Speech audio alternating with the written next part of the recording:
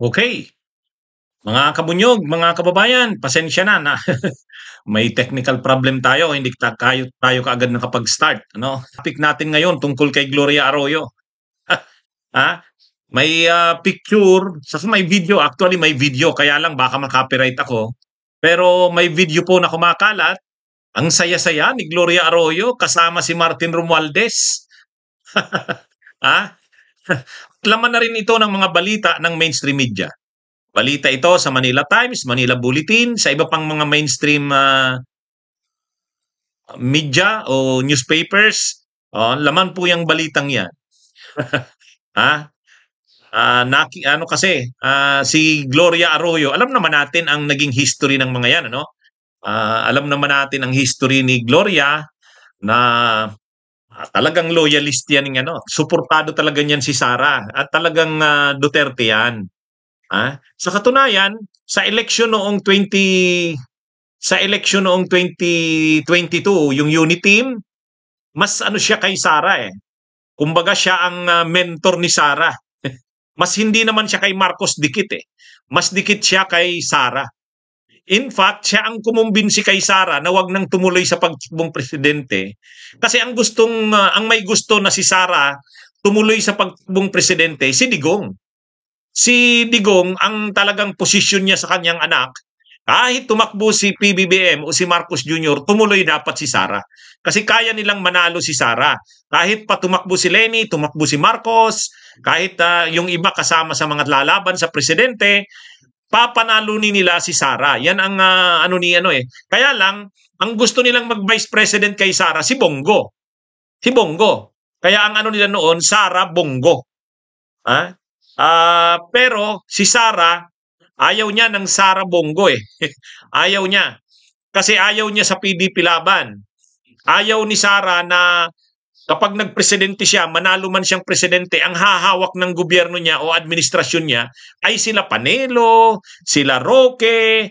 Ayaw niya ng grupo na yan kasi close yan doon sa second na asawa ni Duterte kay sino ba 'yon? Si Abansinya ba 'yon? Hanilet. Oo. Close yang mga yan kay Hanilet. Ay syempre si Sara, masentimento naman siya sa kanyang ina, no? Yung unang asawa ni Duterte. Anyway, kaya si Sara hindi siya komportable sa grupo na yan ng PDP laban.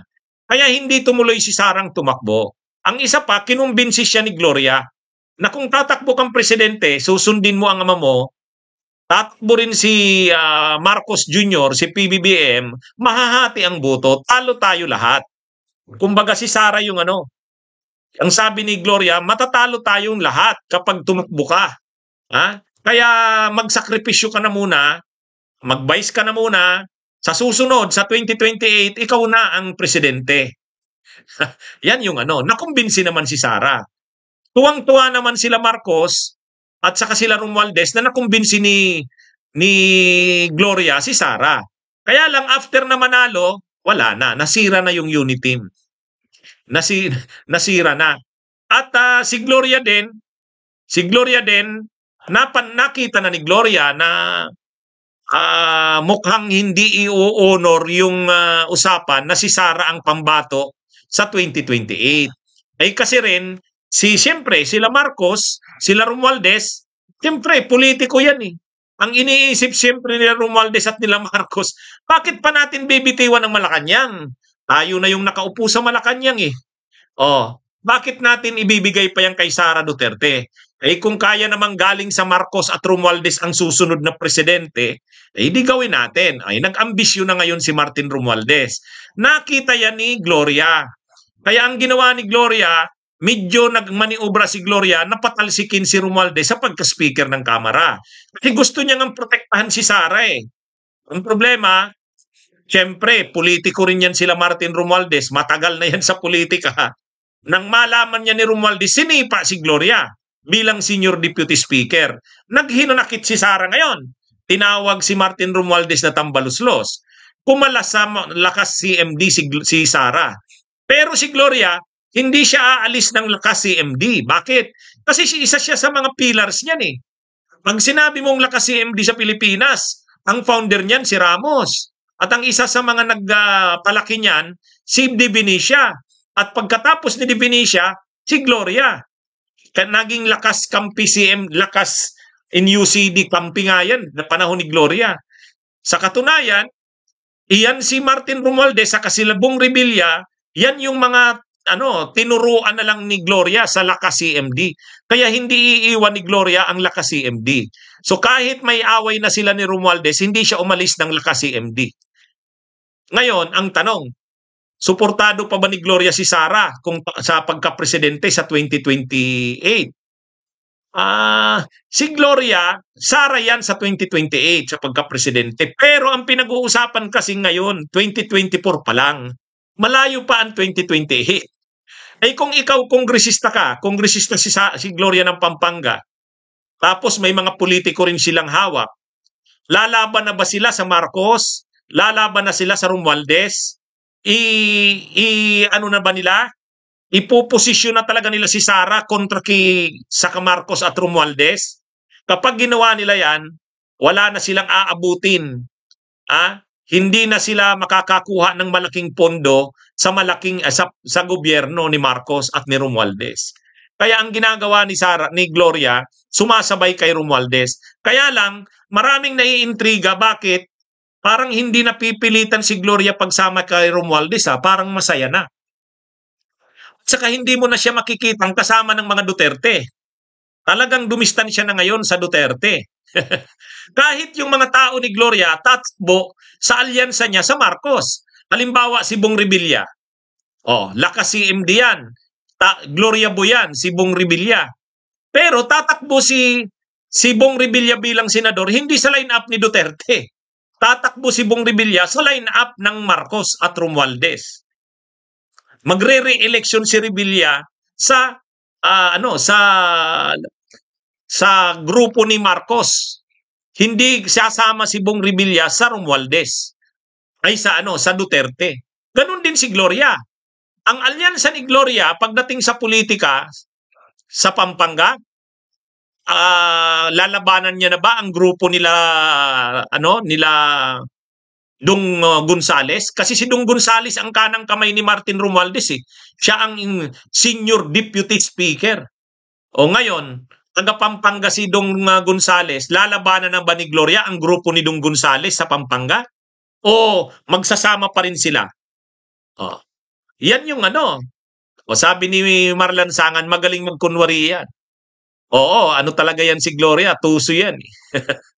Sa tingin ko, para kay Gloria, maaga pa ang 2024 para pumosisyon sa 2028. Pero sa 2028, kung malakas, kung okay pa si Sarang suportahan, magsasara yan. Pero kung sa tingin ni Gloria, durog na si Sara, kahit sa 2028, sa tingin ko, kaya ring ilaglag ni Gloria si Sara. Maut yan sa ganyan. Wise yan si Gloria. Wise yan. Ano sa tingin nyo mga kabunyog, mga kababayan? Tama ka, WhatsApp flavor. Trapo yan si Gloria. Maano yan?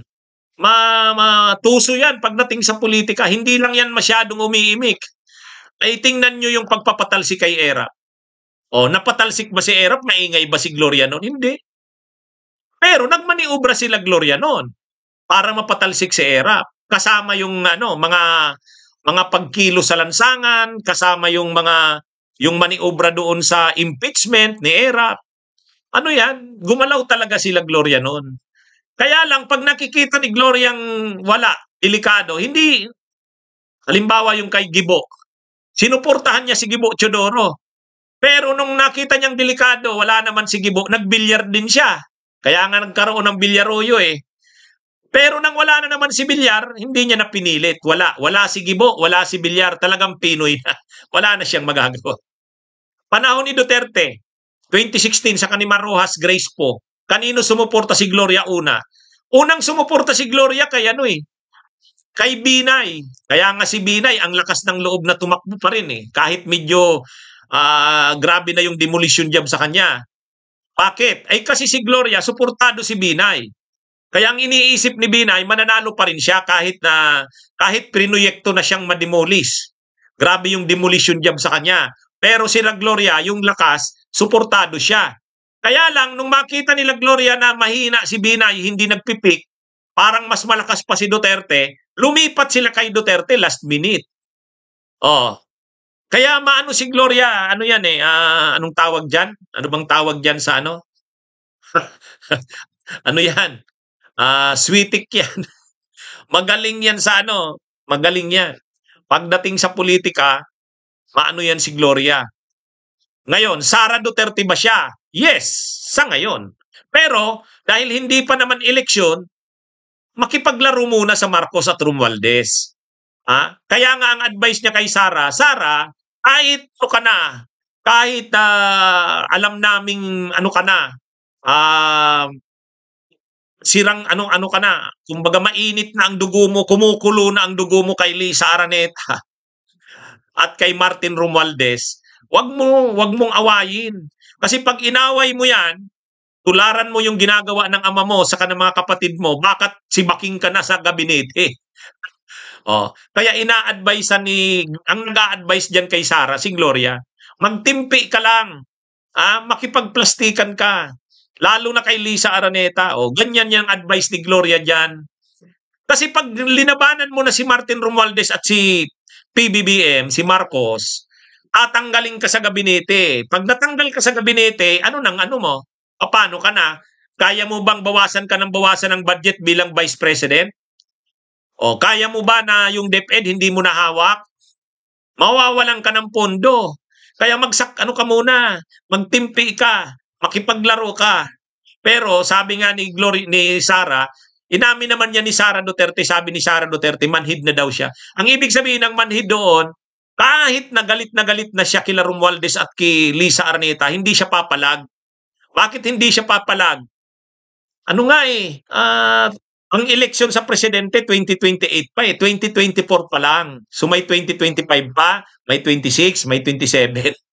Sa loob ng 3 taon, kung palaban mo na ang Marcos at Romualdez, tatanggalin ka na sa pagka-DepEd secretary. Di wala ka ng departamentong hawak. Vice President ka na lang. Ang budget niya ngayon sa Vice President ay 2 billion. 2 billion. Kapag lumaban na siya kay Marcos at Romualdez, si Sara Duterte, baka ang ibigay sa kanyang budget sa Vice President, 500 million, 600 million, tulad kay Lenny noon. Si Lenny kaya yan, pero si Sara hindi. Matakaw yan sa pundo. At saka hindi na siya makakagalaw ng todo. Wala na siyang pundo. Tapos na ang pundo niya. Ganon din si Gloria.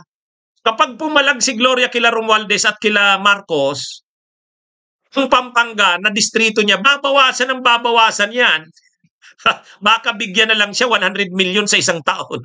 Katulad ng ibang ordinaryong congresswoman o congressman. Ngayon siguro baka may mga 1 billion, 2 billion pa yan si Gloria kahit ganyan.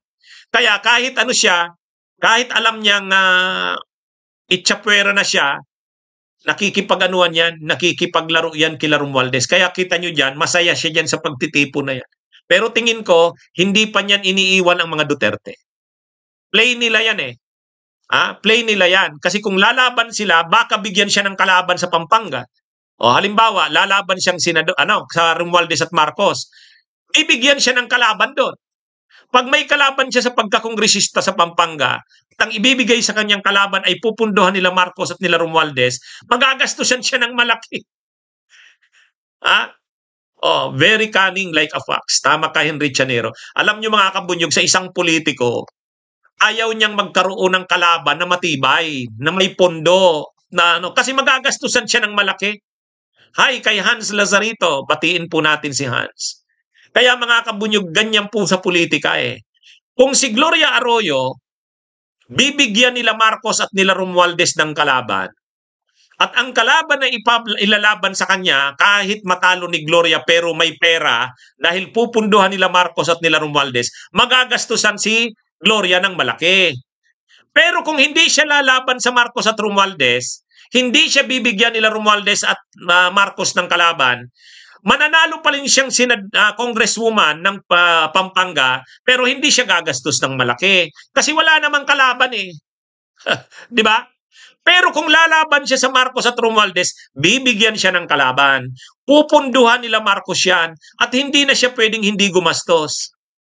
Kasi kung ang ibibigay sa kanyang kalaban ay malakas at may pondo. O ganyan po ang politika. Kaya ano rin yan gulang din yan la Gloria. Si Gloria maano yan. Kani nga tama yung description. Oh. Anyway, kaya lang sa parte naman nila Duterte, hindi rin nila iniisip nila ano kaya yan. Nakikipagpolitikahan lang kaya si Gloria kila Romualdez o baka totoo na yan. Baka hindi naman na nasa atin si Gloria talaga. O yan. Ha? Yan ang ano dyan. Siyempre, ang iniisip ng kampo ng Duterte, magulang yan si Gloria baka naman wala na yan sa Duterte. Baka Sara hindi ka nasuportahan yan Ha?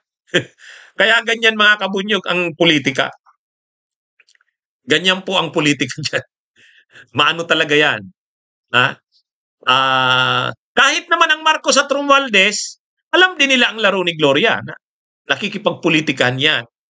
Malalaman talaga yan pag malapit na yung eleksyon sa presidente. Doon yan malalaman. Pero sa ngayon, tantsahan ang lahat ng yan. Nagtatantsahan sila. Okay, sige mga kabunyog, mga kababayan. Yan po ang ating topic ngayon. May kulanong salita na ang ibig sabihin dito ay ang pagkakaisa. Bunyog Party List. Halika na, Bunyog Party List ka na. Halika na, Bunyog Party List ka na. Sa susunod, ang atinang suportahan, Bunyog Party List, nagtataguyod ng katotohanan, lumalaban para sa bayan.